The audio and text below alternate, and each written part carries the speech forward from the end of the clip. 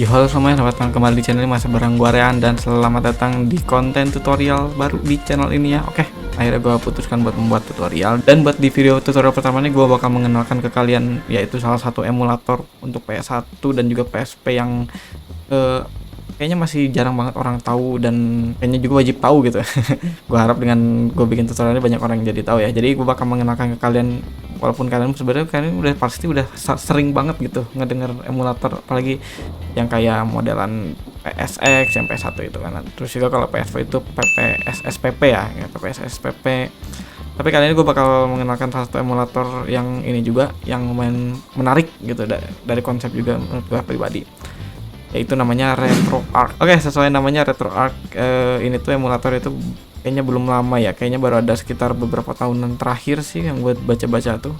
Yang jelas gue pertama dengerin itu kayaknya waktu 2018-2019 gitu. Dimana emulator ini mengenalkan kita nggak cuma ke PS1 PSP doang sebetulnya, tapi dia mengenalkan banyak banget emulator buat game-game lebih jadul gitu, kayak NES, Nintendo, terus ada Dreamcast segala macamnya. Pokoknya konsol-konsol lama yang lebih lama daripada PS itu kalian bisa mainin dengan menggunakan emulator ini. Nah, tapi sebelum itu kan emulator ini kan sebetulnya sama aja sih konsepnya kayak emulator biasa kan. Ya cuma buat mainin game-game jadul gitu kan. Apa bedanya gitu? Kenapa nggak pakai yang udah ada aja? Nah, gue bakal jelasin ke kalian juga salah satu kelebihannya. Yang paling menarik buat gue itu konsepnya itu di sini adalah kita lihat ya, kita sambil ini juga. Oke teman-teman, jadi kurang lebih begini penampilan websitenya RetroArch ya, kalau kalian bisa lihat. Nah ya kurang lebih gini lah website, official website ini kalian bisa lihat, kalian bisa download, kalian segala macam di sini, interface segala macam. Nah yang gue suka dari RetroArch ini adalah dia itu udah rilis di Steam teman-teman. Jadi buat yang kalian yang para Steam user gitu yang udah biasa pakai Steam, kalau kalian pengen misalnya mainin emulatornya kan bisa lewat Steam, biar ya sedikit flexing dikit gitu ke teman-teman Steam kalian kalau kita itu punya game emulator di Steam gitu, kurang lebih sih gitu. Nah kita lanjut ke salah satu fitur utama yang paling mencolok dari emulator ini adalah sistem achievement buat kalian yang ini ya. Jadi sistem achievement itu apa sih? Nah, sistem achievement itu kurang lebih itu kayak ya, ntar gua kecilin dulu ya. Sistem achievement itu kurang lebih kayak pencapaian atau ya kayak goal gitu. Goal-goal yang kita dapat di game gitu. Dimana goal-goal itu kalau misalnya kalian mungkin udah biasa main game di Steam atau game di platform lain, kalian pasti nemuin lah berbagai macam achievement gitu, apalagi di PS dan kalau misalnya di konsol tuh. Kalau di PC biasanya Steam gitu. Kayak misalnya kayak gini nih, kalian bisa lihat banyak kan ya. Nah itu tuh biasanya buat nge-tracking aja sih sebetulnya tuh, nggak penting-penting banget gitu buat buat kelancaran game kita tuh, nggak sebetulnya. Itu hanya untuk collectible aja, dan mungkin buat para achievement hunter gitu kan, ada juga pemain game yang emang bener-bener suka gitu ngumpulin achievement. Gue juga termasuk suka gitu. Nah emulator ini mendukung achievement tersebut gitu, dan yang paling keren itu achievement tersebut itu ada di game-game jadul teman-teman.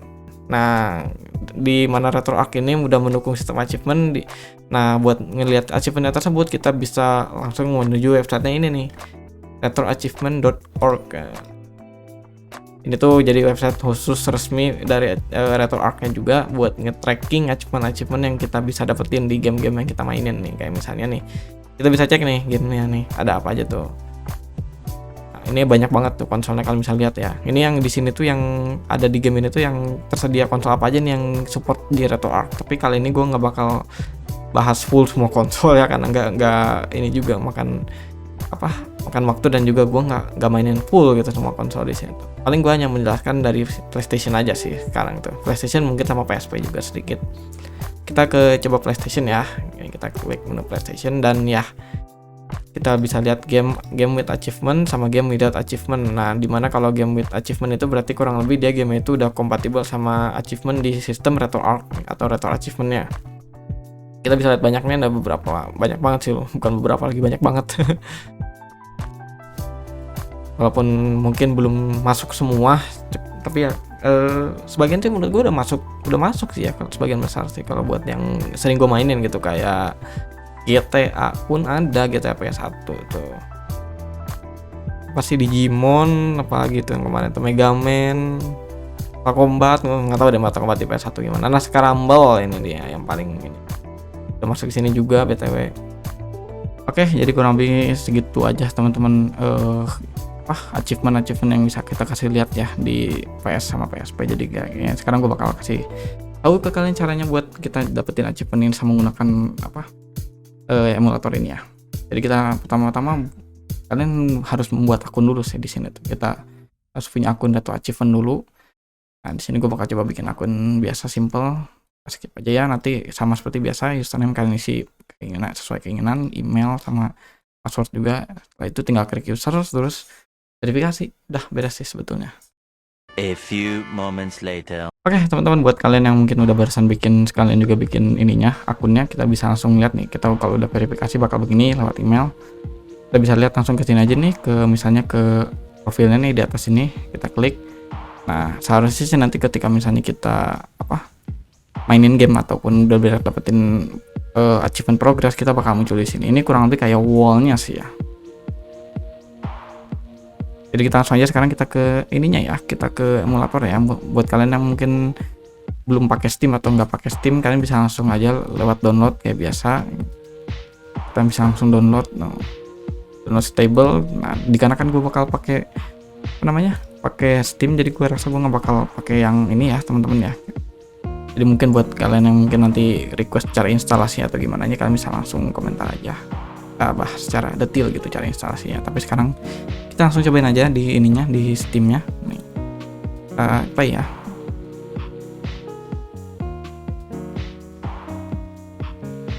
emang agak lama sih teman-teman, harus agak sedikit sabar soalnya gue rasa ketika loadnya itu emang agak lama. Nah, kita udah di sini teman-teman. Yang bisa kalian lihat tuh di bawah tadi kita ada notifikasi Xbox 360 controller udah langsung ke detect. Nah, yang gue suka tuh dari emulator ini adalah kita tuh langsung mendeteksi itu. Kita tuh pakai stick apa gitu, pakai ini apa gitu. Sebenarnya ini gue udah pakai UI yang gue atur sendiri ya. Normal sih kita bakal pakai yang kayak biasa nih. Nah, ntar gue ganti dulu deh biar kita sama kayak kalian ya.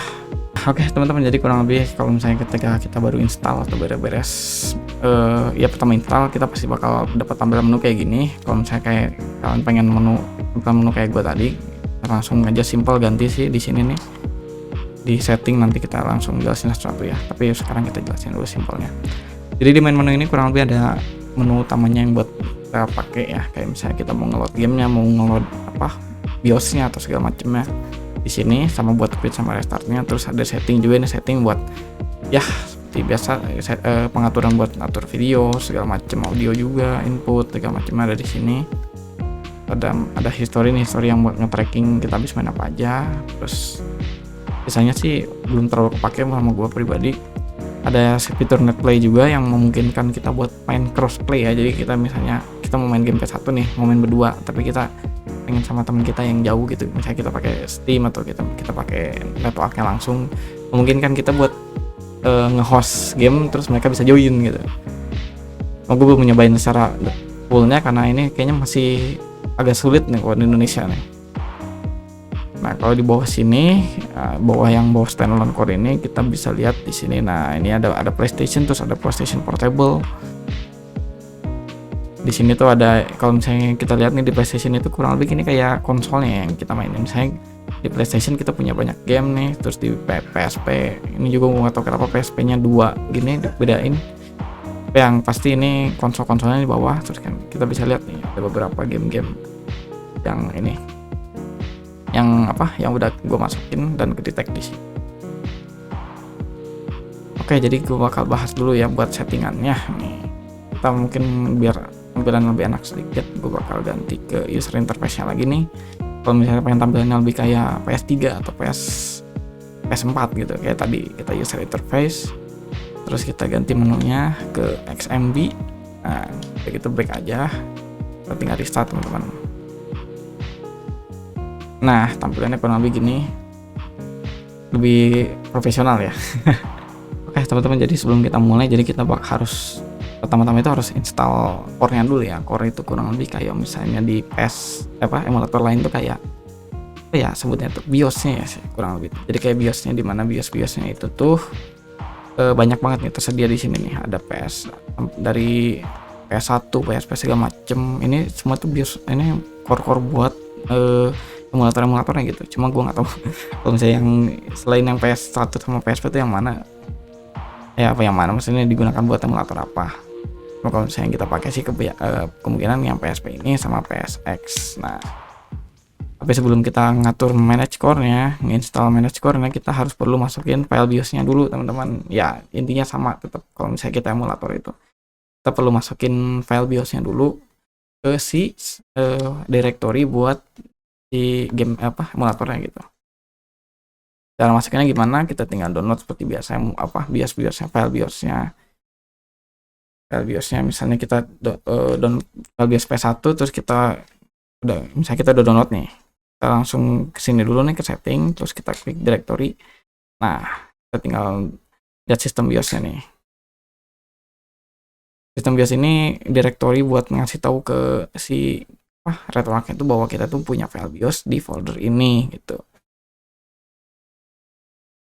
Nah, ini filenya kurang lebih file BIOS PS1 itu biasanya ada 3 ya. Kalau misalnya PS1 itu. Gua saranin masukinnya semuanya. Misalnya kita udah punya nih, udah download nih, kita tinggal copy aja ke folder sesuai dengan yang di dalam tadi RetroArch tadi nih. System library, Steam apps, common, RetroArch, terus system. Nah, kita tinggal menuju ke sini aja nih. Kan gue di F nih, di F terus kita Steam library, Steam apps, common, RetroArch. Terus kita ke sistem. Nah, karena gue udah ada, jadi gue nggak harus paste lagi di sini. Cuma kalau misalnya buat kalian yang non Steam user gitu, kalau misalnya pengen install juga, simple aja sih. Cuma kayaknya nggak perlu seribet ini sih. Kalau misalnya non Steam user kayaknya bisa langsung di C mungkin ya, di C terus program file terus RetroArch, biasanya sih gitu, lebih simpelnya. Saya di sini kalau misalnya nggak non Steam user. Kalau Steam user pasti di dalam folder Steam gitu. Oke, ketika misalnya udah beres, kita tinggal langsung aja manage core lagi, terus kita ke misalnya PS1. Nah, kita tinggal klik install core aja, nanti dia bakal otomatis sendiri, nge-setting sendiri gitu.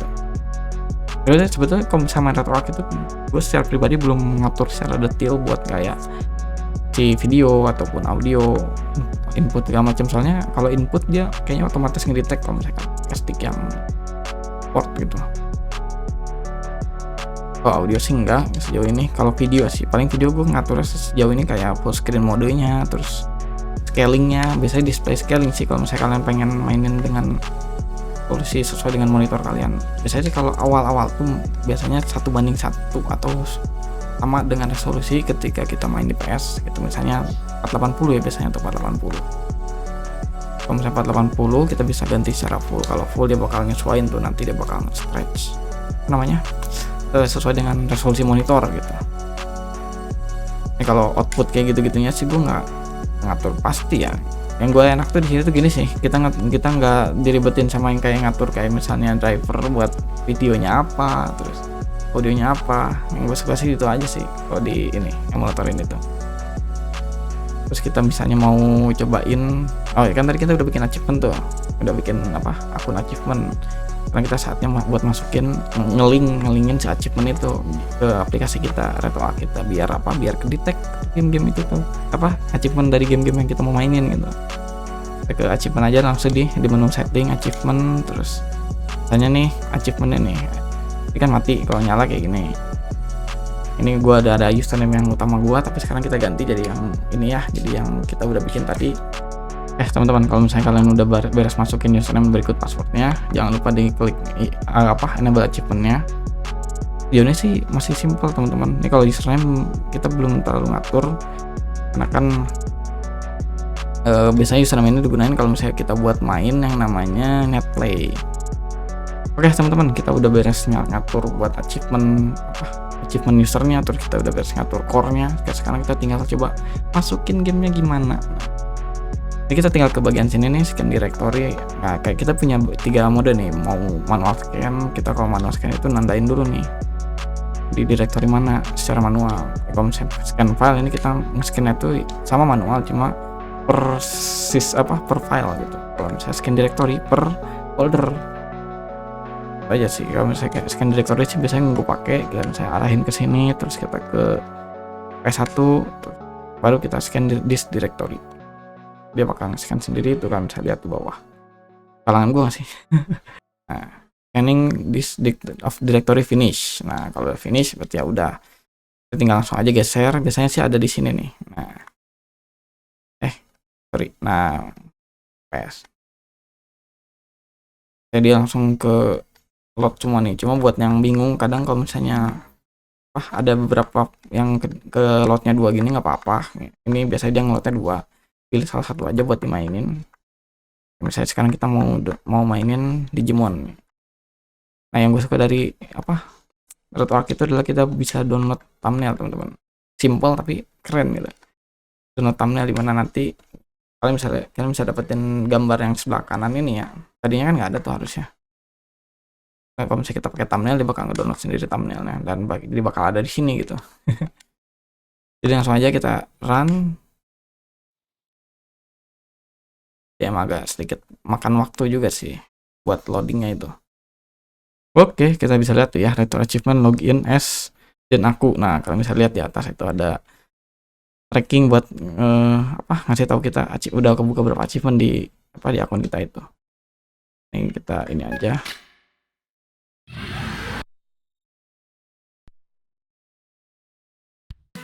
Nah, kita start aja langsung. Kita coba main biasa sih. Oke, 1 player. Lu kangen banget juga pengen mainin ini lagi jadinya.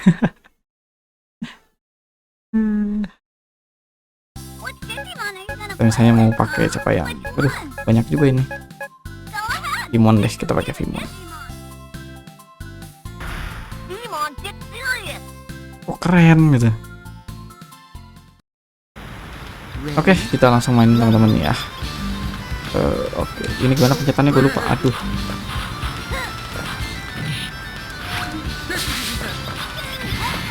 Gimana sih? Aduh. Headbutt.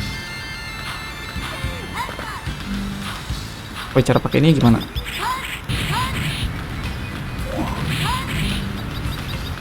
Aduh, dia berubah guys. Kalau gue yang pengen berubah. Kita berubah nih. No, kalian bisa lihat di atas. Kita dapat achievement kebuka. Reckless Emperor. Oke. Ini loh.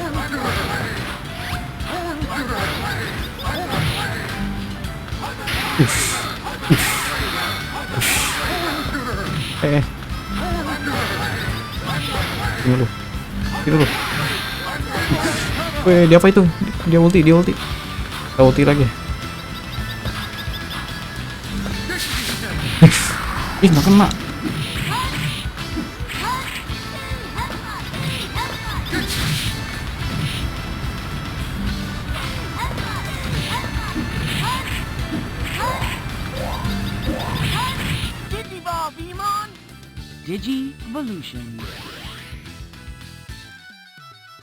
Oke, kita one final blow. Gak kena lagi anjir.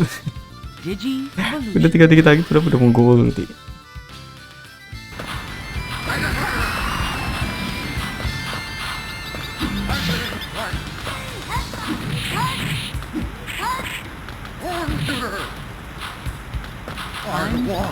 Oke, udah time up juga dan gue menang.